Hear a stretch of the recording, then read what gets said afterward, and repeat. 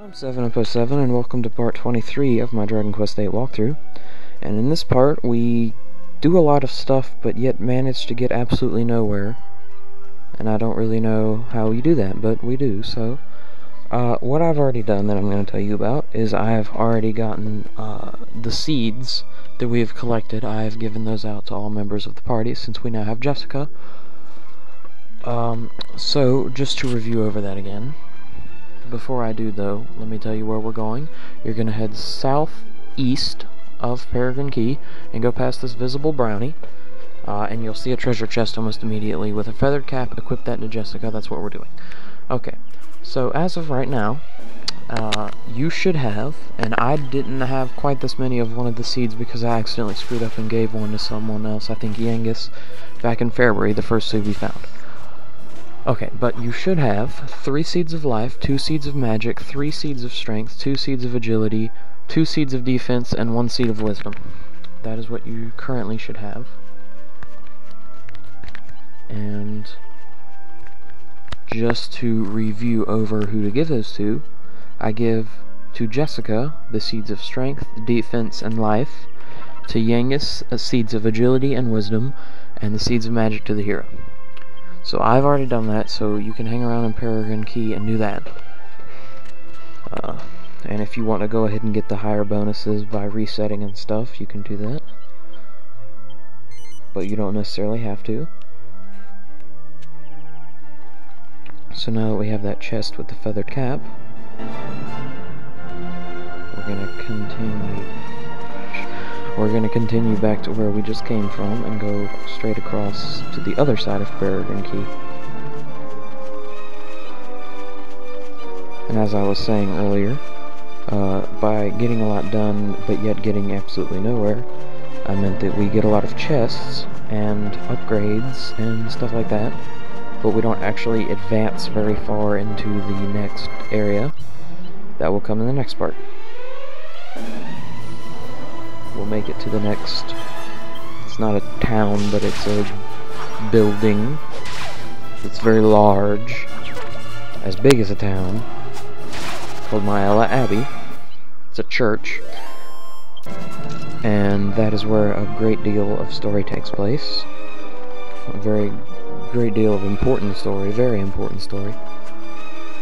Dang, I still had that from earlier. That's from, like, last part. Okay, so then once you go across over here to the southwest, you'll find some magic water that heals 30 HP. It's pretty good. Now you're going to be heading to the west and looking towards the southwest. You'll see a small forest, not that one. I was looking because I didn't completely remember. Dinglings are pretty annoying, because they can call for backup like that, and that backup is usually a jargon, which are the most annoying monster we face in this area.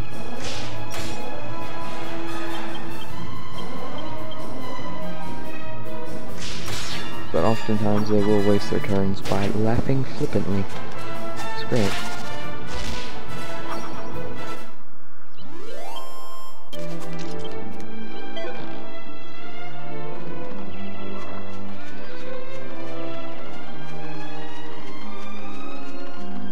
Caught sight of a little glimmer down here, so head to the very southwestern part as far as you can go, and you'll be in this small group of trees. Dang it. Chainines, they're not too bad. They can keep you from moving when you lose a turn by doing exactly that, but I dodged it. They don't have too high of attack, not too high HP, they're just an average foe.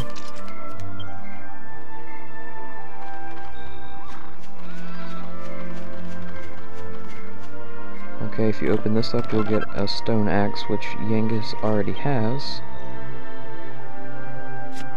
from quite a long time ago. So now I'm going to head back to Peregrin Quay, because I'm going to sell that stone axe and buy something else and actually upgrade his axe by using the alchemy pot. We're going to be making yet another mix.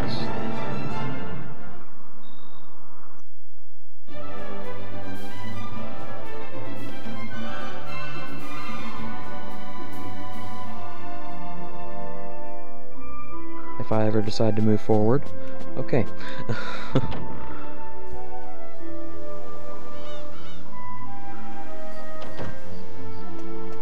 So now you can head on over to the weapon shop over here.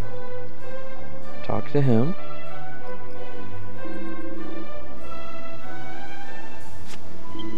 Now you can sell the stone axe.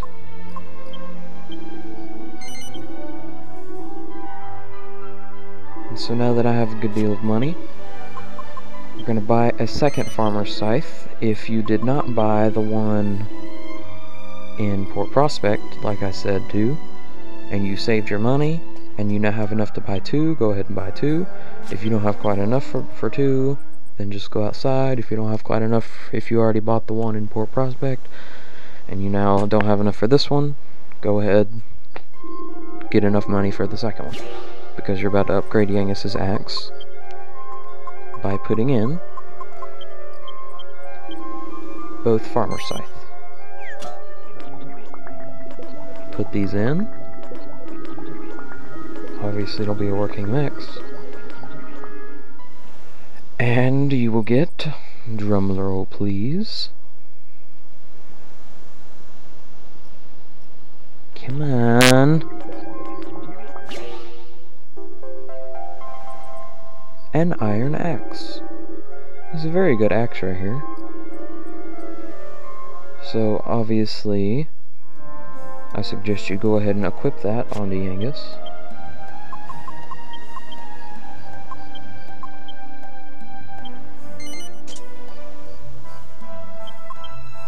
So now I think you see what I mean by that we got a lot done but absolutely nothing accomplished at the same time. I think you get what I mean now. Okay, I'm gonna head on back into the inn here.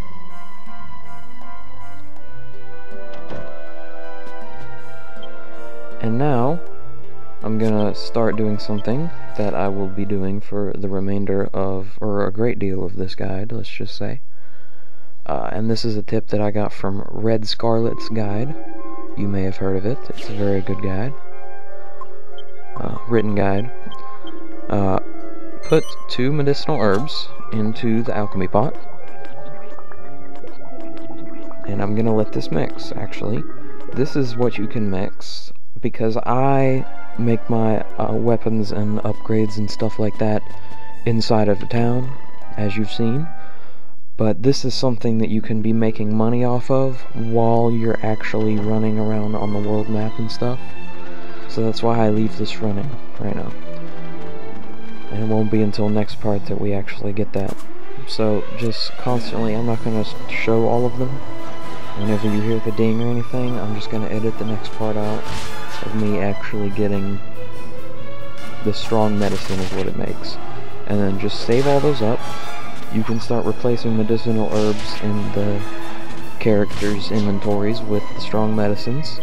But I'm going to be saving most of them up and then sell them at one big time, because if you sell them a little bit at a time, the shop owners will actually give you less the more you sell, because they'll get smart or whatever, you know.